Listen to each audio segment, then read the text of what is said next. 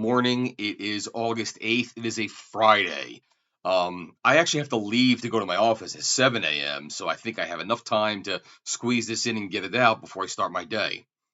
Just one of those things where I'm trying to be as productive as possible with the time that I actually have available to do things.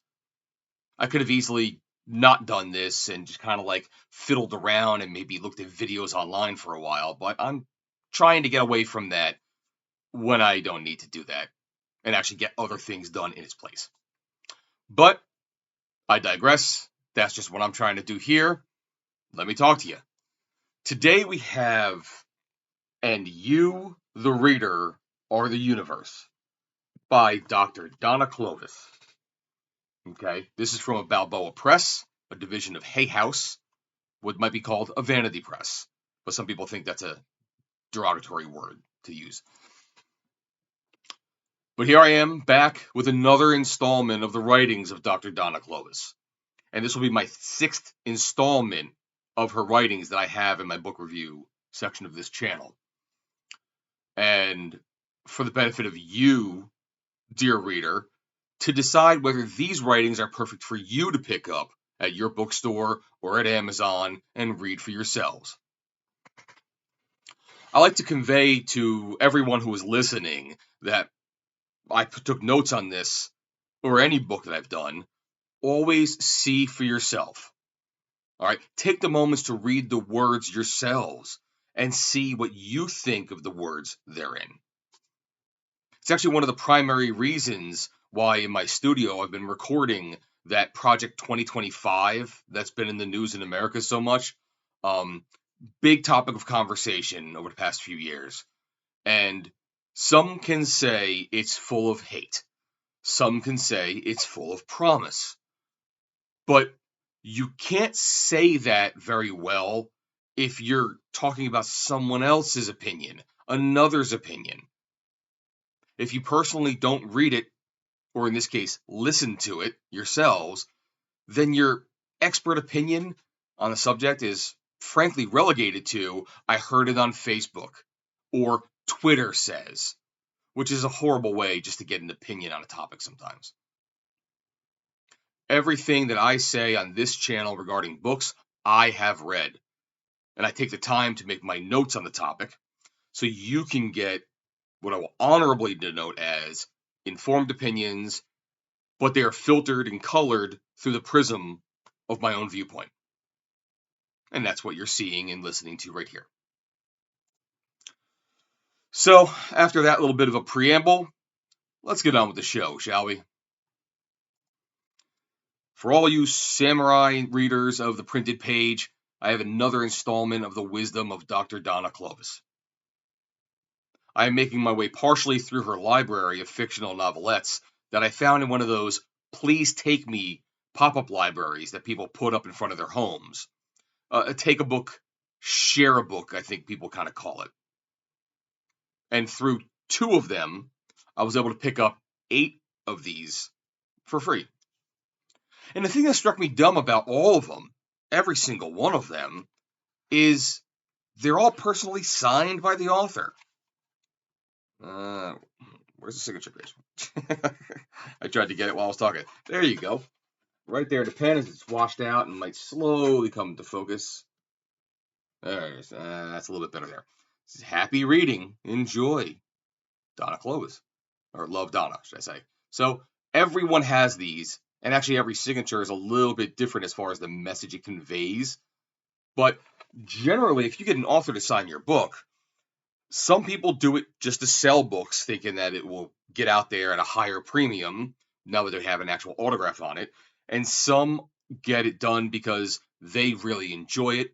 They want to put it up on their own bookshelf, and they want to just cherish it. Like I said, in 2 separate pop-up libraries on 2 totally different sides of town, I found these. So, must be priceless. This installment here is 67 pages before a handful of appendices in the back. And many of the chapters are essentially partial chapters that fit on less than 1 page with large font. For example, chapter 18 has only 13 words. Something like that again. I apologize for the washing out. Yeah, I didn't put my thing up in front of the light there, but that's the entirety of chapter 18. Chapter 18 has 13 words in it, which is okay because chapter 30 only has 7 words in it. And to top that off, chapters 25 and 28 have 6 words. So needless to say, it's a quick read. And it's funny, I was writing my notes as I was reading this along, and I actually wrote down, I had to take a pause there right before I start reading the next chapter, which was chapter 5. All that had come before that, the intro, the forward, the 4 previous chapters, was just what they kind of call a word salad.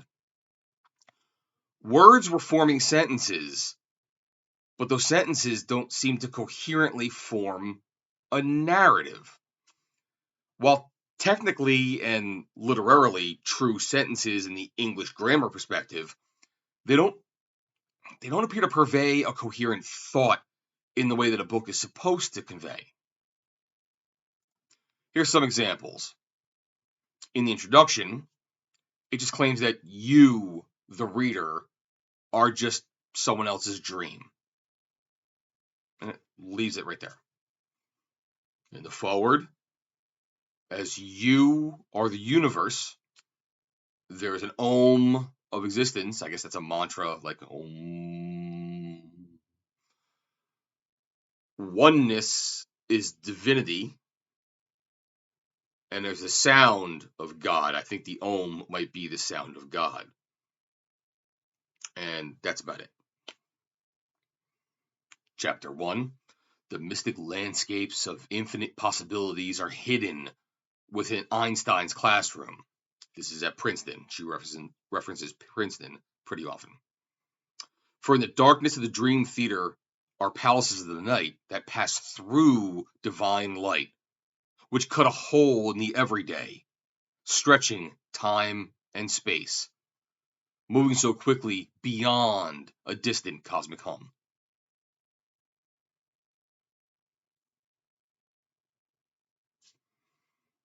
The next chapter talks about Einstein's divine light of energy, and it illuminates beyond the sun and stars, confined in our own sight in the infinity of space-time.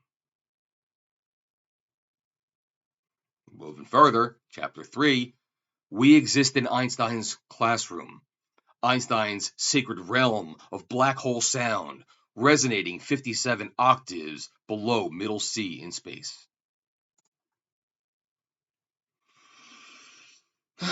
So it's clear to say that I'm getting through this book pretty fast. I'm not exactly sure what I'm going to be able to report to you, but we'll see. And again, as I wrote down my notes, the chapters, and popped it on Excel, I wrote the caption, I just blew through 10 chapters. And basically, wow. As you read these words, we are in synchronicity. We travel from word to word in the quantum. I, the author, is at Princeton auditing classes. Synchronicity. Einstein was in Princeton. Black hole, divine energy. So what I experience here is just words chewing up valuable page real estate, which at 67 pages is a premium chew.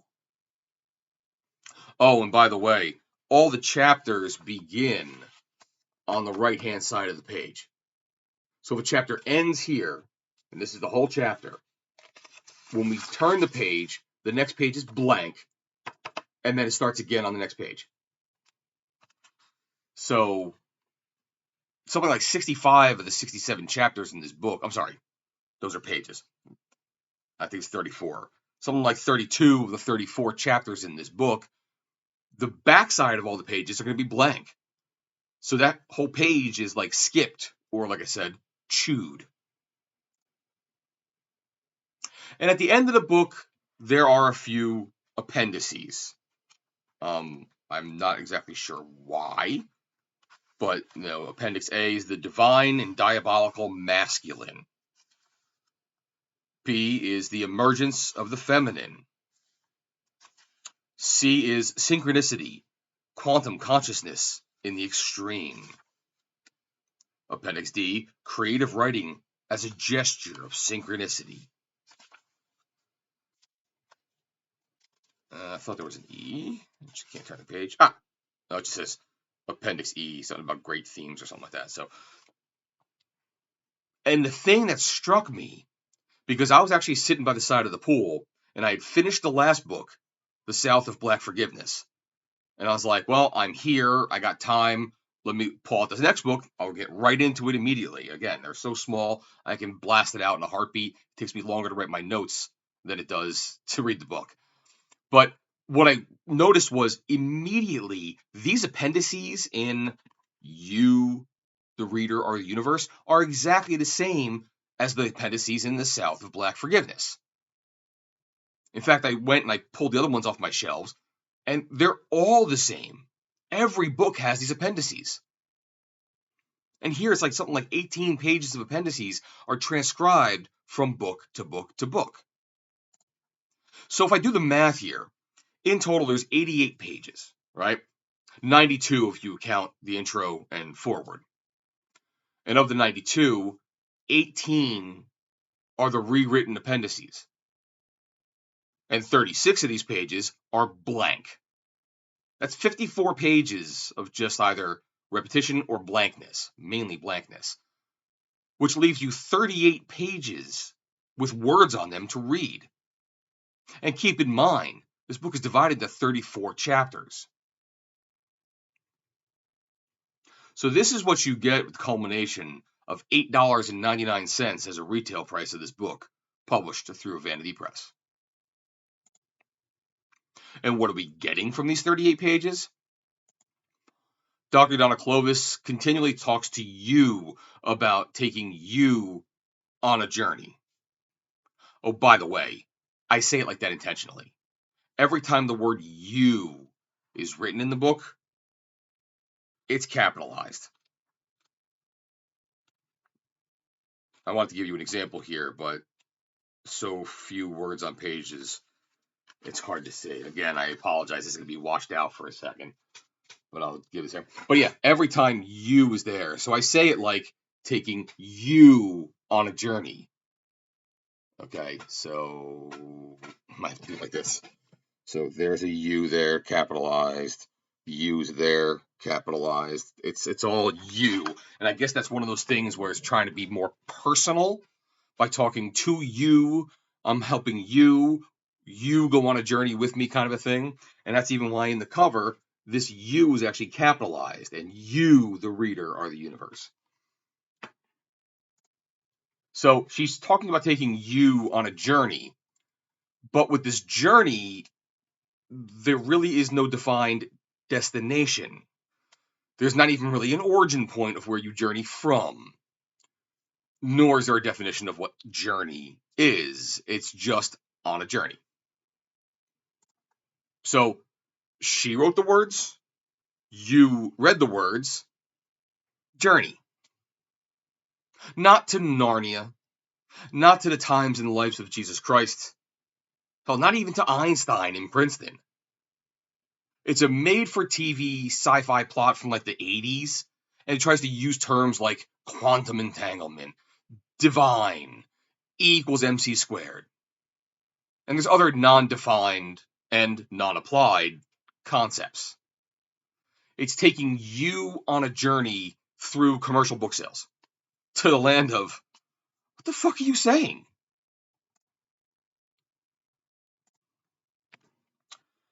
Now, I have to make a confession.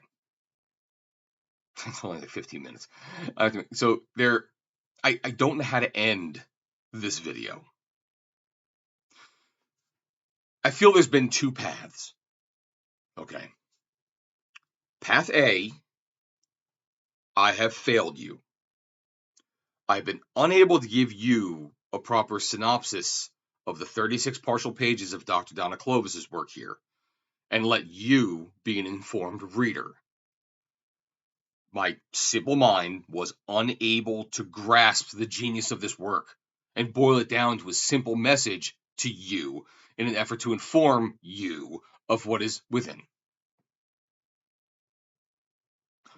Or there's path B, where I've conveyed to you precisely what's within these pages, and I've done it very well. That this nebulous, is exactly what you're in for. So, pick yours up today, okay? I'm going to throw my banner up here. If you made it this far, I want to see, and you want to see any more content that's dropped for you, hit those buttons, please. And through this, I will take you on this journey through the next of hers or whatever else I'm reading as it is.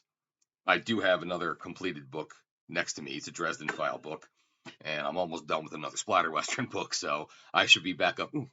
Whistle. I should be back up here pretty quickly. All right. In the meantime, 16 and a half minutes, not too bad. I can clean this up, get it out there, and leave for my office. Thank you very much. I will see you very soon. Bye-bye now.